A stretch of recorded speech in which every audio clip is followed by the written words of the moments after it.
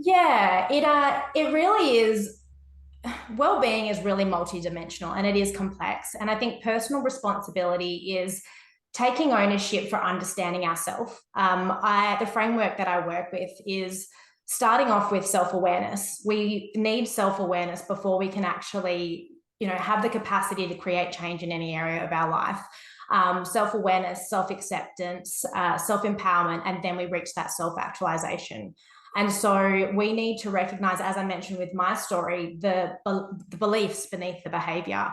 We need to understand, why is it that I can take the same actions as, my best friend or my coach or, all of these people influencing on social media, but I don't get the same outcome.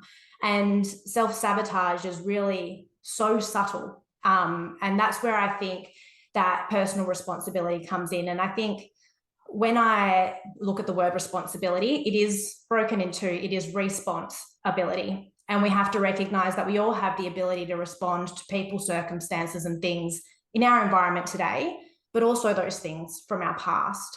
And I get really quite passionate about that because I do have quite a lot of intense trauma from my past. And that carried over from intense trauma that my parents had also experienced. However, that generation don't typically have the tools or the resources for that self-awareness, for that emotional resilience, to be able to walk through and heal the things that have happened in their life. And